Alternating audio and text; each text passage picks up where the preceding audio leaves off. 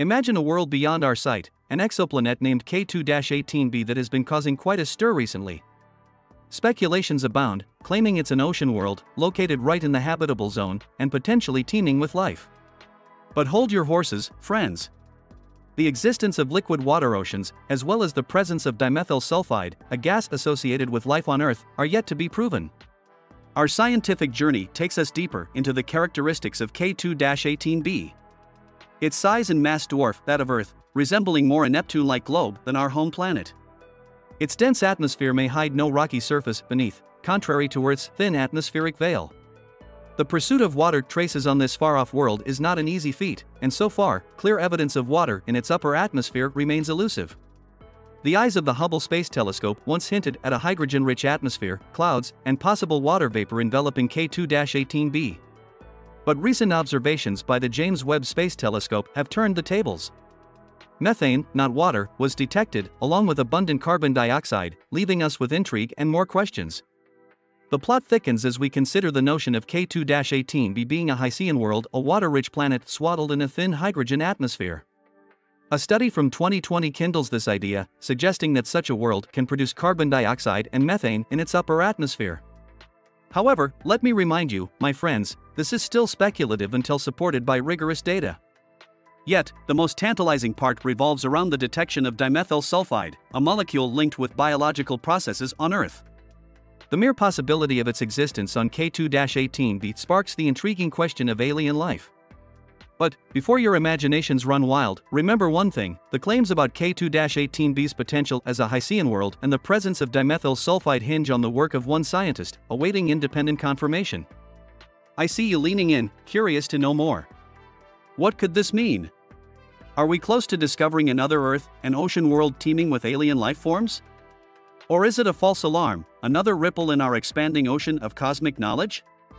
Well, the answers to these questions. Let's save that for a bit later. Stay tuned, friends. Our journey through the cosmos has just begun. What's up, my amazing and curious folks? It's your co-pilot on this journey of discovery, Caesar.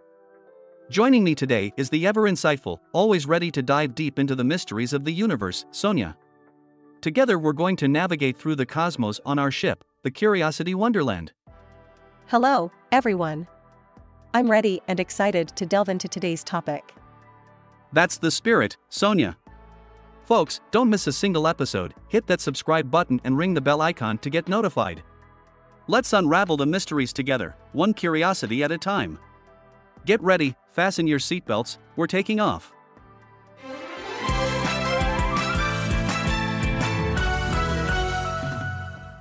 Okay folks, let's dive deeper. We need to talk about Hycean worlds and dimethyl sulfide. You see, K2-18b, the exoplanet that's been causing a buzz recently, is located a whopping 120 light-years away from us. It's situated in the so-called habitable zone of its star. But here's the kicker: while technically correct, this doesn't necessarily mean the conditions are right for life as we know it. Right, and it's worth noting that K2-18b is larger and more massive than Earth. Some even refer to it as a super-Earth, though that's not exactly accurate. Good point, Sonia. This term can be misleading. You see, folks, there's talk about K2-18b being covered in an ocean of liquid water. But as thrilling as that sounds, it's a claim that's not backed by solid data. In addition, the discussions about K2-18b's atmosphere containing dimethyl sulfide are still up in the air, so to speak. This compound is produced by biological processes here on Earth. Well, as exciting as it is to think about, there's no concrete evidence to support K2-18b being a Hycean world. And while we're on the subject, let's clarify what a Hycean world is. It's a water-rich planet with a thin hydrogen atmosphere. But as for K2-18b, no water was detected. The evidence for dimethyl sulfide is also dubious. And even if dimethyl sulfide does exist in the atmosphere, attributing a biological cause to it isn't straightforward. Absolutely, Sonia. So, despite all the headlines you might have come across, the reality is a bit different. But don't worry, we're here to give you the scientific truth, not just the hype and exaggeration. That's right. We should be cautious in our interpretations. Even if a planet is about the physical size of Earth, there are numerous possibilities for what that world could be like. Exactly. It could be like Earth, with a thin atmosphere and liquid water on its surface alongside continents and land masses. On the other hand, it might be completely different, like a mini Neptune with a large, volatile gas envelope, or a hot, stripped planetary core, similar to a scaled-up version of Mercury. The universe, my friends, is full of surprises. Stay tuned as we explore more of these cosmic curiosities. Continuing our journey into the cosmos, let's refocus on K2-18b. It could be like Earth, entirely covered in water, with below-surface continents. It could also be dry or hot, with a thin atmosphere and a rocky surface like Mars or Mercury. Or it could be a frozen world with an icy surface concealing a liquid ocean beneath it.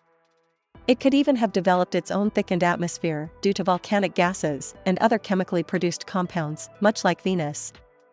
Now you might be wondering, which of these possibilities best describes K2-18b, considering it's at a similar relative distance from its star as Earth is from the Sun? Well, surprisingly, the answer is none of them. Because K2-18b is unlike Earth, it's massive, puffy, and more like Neptune. Interesting, isn't it? When starlight passes through a transiting exoplanet's atmosphere, it leaves signatures. The presence or absence of various atomic and molecular species within an exoplanet's atmosphere can be revealed through the technique of transit spectroscopy. That's right, and here's something to think about. K2-18b is about 2.6 times the radius of Earth and 8.6 times the mass of Earth. So, its density is less than half of our planet's, suggesting it has a large envelope of volatile gases surrounding it. It exceeds the maximum mass and size a planet can have and still maintain a rocky surface beneath a relatively thin atmosphere, which is about twice the mass of Earth and about 1.3 times the radius of Earth. And because of K2-18b's stronger gravitational pull, it can hold on to lighter gases like hydrogen and helium. Absolutely. For a small, low-mass planet like our own, our gravity isn't strong enough to prevent solar radiation from boiling those atoms or molecules away. Fascinating, isn't it? Speaking of fascinating, let me share a related curiosity that's not from K2-18b. Did you know that Venus, which is often referred to as Earth's sister planet, is actually nothing like our home? It's dense, shrouded in a thick layer of sulfuric acid clouds, and has a surface temperature hot enough to melt lead. Wow! And to think it's often called Earth's twin due to their similar size. In the realm of exoplanets, appearances can indeed be deceiving. A recent study suggests that any planet that's over 1.75 times the radius of Earth must be Neptune-like, not Earth-like. So, considering K2-18b's size, we can't just label it as an ocean-covered, Earth-analog world? Exactly. And if a hydrogen or helium atmosphere makes up even 0.5% of the planet's overall mass, surface pressure and temperature would be off the charts. That'd make it quite inhospitable for life as we know it, wouldn't it? Indeed. And here's another interesting point. The Cheops mission discovered 3 planets around the star Nu 2 And are they Earth-like or Neptune-like? The innermost planet is rocky with a thin atmosphere, but the second and third ones have large, volatile rich envelopes. They're not like Earth in any meaningful way. What about the findings about K2-18b's atmosphere? Well, the James Webb Space Telescope isn't the first to examine this exoplanet's atmosphere. Back in 2019, the Hubble Space Telescope took spectroscopic observations of K2-18b. And what did it find? It detected a thick hydrogen-rich atmosphere, possibly with clouds, and possibly with water vapor. But remember, this hydrogen presence confirms that this is not an Earth-like or super-Earth world. It's more of a Neptune-like planet with a thick gas envelope. So, the claims about water vapor aren't definite? Right. The Hubble Space Telescope can only see a bit into the infrared, so distinguishing between water vapor and methane, a very different gas, is tricky. The James Webb Space Telescope, with its superior spectroscopic capabilities, took us deeper into the infrared. So, it was able to give us more precise information? Yes, when K2-18b was observed during a transit event, the spectrum range spanned from 0.8 to 5.0 microns, far greater than Hubble's range of 1.1 to 1.7 microns. And what did these observations reveal? The results showed that the possible water signature detected by Hubble was actually methane. Methane and carbon dioxide are most likely present in the atmosphere of K2-18b. What about other molecules? Well, there's a mention of dimethyl sulfide, but its presence is only indicated by a small wiggle feature in the spectrum. So, it's not a definite detection? Exactly. With the large error bars on even this exceptional data from JWST, we can't unambiguously claim the presence of this gas. And about the idea that K2-18B could be a water-covered Earth-sized world? While that would indeed be exciting, it's quite a stretch to apply those criteria to a gas giant like K2-18B. The search for life and biosignatures primarily raises interest among Earth-sized planets, not super-Earth-sized ones. So, essentially, we're still in the dark about life on exoplanets, aren't we? Absolutely. As of now, the tally stands at just over 5,000 confirmed exoplanets. None are known to be inhabited, but several raise tantalizing possibilities. The cosmic journey continues. Now, here's where things get interesting. JWST's new data reverses the earlier claim from Hubble data that suspected water or water vapor in the atmosphere of K2-18b. So, there's no water detected on K2-18b? That's correct. We now know that the signature Hubble detected was actually methane, mistaken for water in the earlier study. But this doesn't rule out the presence of water entirely, right? True. There could still be water in a lower layer of the atmosphere or closer to the actual surface. However, this is definitively not an ocean-covered world as many have claimed. So, the prospects for habitability are pretty low? They are indeed low, especially for planets with thick, gas-rich envelopes of volatiles, like K2-18b. Most super-Earth worlds that we've measured have these volatile envelopes, suggesting they're more like mini-Neptunes. That's a bit disappointing. It is, but there's another perspective to consider. Imagine that the hydrogen in K2-18b's atmosphere is a thin layer, with an enormous amount of water beneath it. More water than on any world in our solar system? Exactly. A 2020 study suggested that a very water-rich interior beneath a thin hydrogen atmosphere can lead to the production of carbon dioxide and methane in the upper atmosphere. And those are the conditions we see on K2-18b, right? Correct. So, it's not entirely implausible that K2-18b might be a water-rich world, just not an Earth-like one. And maybe, just maybe, some extremely exotic form of life could exist there. What a trip, right? Now, my dear listeners, consider this: we're piecing together the mysteries of our cosmos, bit by bit. Each discovery is a step into the unknown, a reflection of our unending curiosity. Are you as fascinated by this as I am? Let me know your thoughts. And remember, keep exploring, keep questioning, and keep your eyes turned to the stars. Now, let's consider another intriguing possibility. The JWST spectrum shows a weak indication of dimethyl sulfide. You mentioned earlier that this compound is produced biologically, correct? That's right. It's what we call a terrestrial biosignature. Here on Earth, it's mainly produced by phytoplankton and bacteria, and it's the dominant form of organic sulfur in our oceans. So, its presence could suggest life? Exactly, but we have to be cautious. The evidence of dimethyl sulfide on K2-18b is sadly lacking. So, we need more data? Yes, in astronomy, we need to reach certain confidence thresholds to claim a detection. We measure these in terms of statistical significance.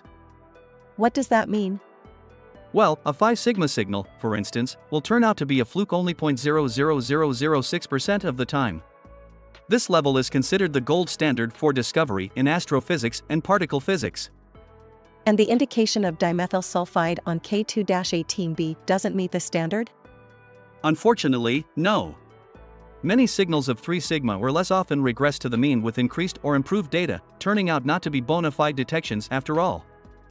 So, the search continues? Indeed, the cosmic journey is still on, full of potential surprises and revelations. Now, let's delve a bit deeper into the interpretation of the JWST spectra. Okay, so we are sure about methane? Indeed, the methane signature crosses the 5 sigma threshold, which means we can be extremely confident it is present in K2-18b's atmosphere. What about carbon dioxide?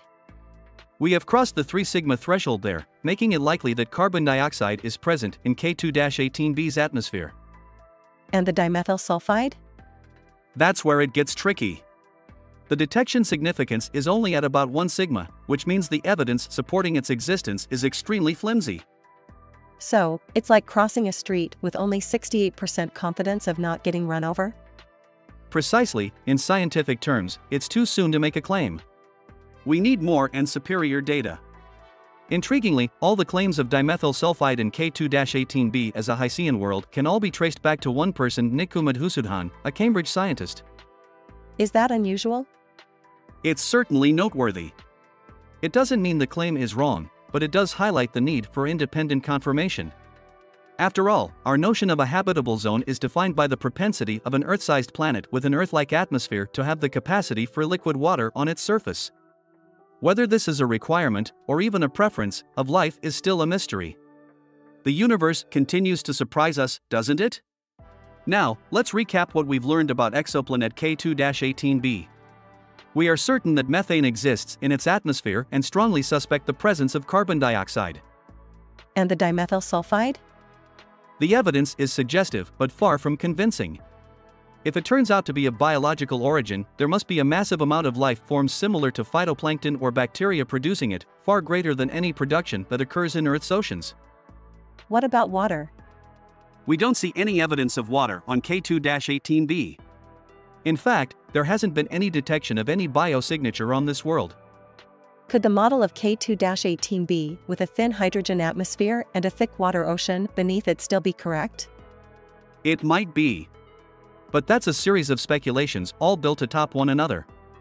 The data is also consistent with none of those things being true. So, the search for extraterrestrial life continues? Indeed. It's crucial that we stay patient and cautious in our search. Jumping to conclusions without strong evidence could lead us astray. What's certain is that the question of "are we alone in the universe" is finally within our scientific reach. And we must be careful, above all else, to ensure that we're getting it right. Quite an adventure, isn't it? So, in a nutshell, the buzz surrounding exoplanet K2-18B and its potential as an inhabited ocean world have been quite the head-turner. The claims about its location in the habitable zone, the presence of a liquid water ocean, and even the detection of dimethyl sulfide have all been met with a healthy dose of scientific skepticism. Exactly, it's important to remember that while K2-18b is located in the habitable zone, and the presence of methane and carbon dioxide in its atmosphere aligns with some characteristics of Hycean worlds, these are just pieces of the puzzle. We still need more evidence and independent confirmation on the existence of dimethyl sulfide, water, and other biosignatures. And until then, K2-18b remains one of the universe's unsolved mysteries, a tantalizing hint of what might be out there. As they say, in space, the truth may be stranger than speculation. Absolutely. The quest for extraterrestrial life is both exciting and challenging. But remember, patience and careful analysis are our best allies in this cosmic journey. And that's a wrap on today's episode of Curiosity Wonderland. If you've enjoyed our cosmic exploration, don't forget to blast the like button and leave your comments. And share it with your friends as well. We're sure they'll appreciate a good mystery from the great cosmic beyond. We appreciate your company. Until next time. Goodbye, everyone. Keep gazing at the stars and never stop being curious. Today's cosmic journey was inspired by the article "Is K2-18b an Inhabited Ocean World?" Don't bet on it, written by Ethan Siegel and published on the Big Think site on September 27, 2023. If you want to delve deeper into this subject, we'll leave the full URL in the video description. Now, I'm off. Stay curious, folks.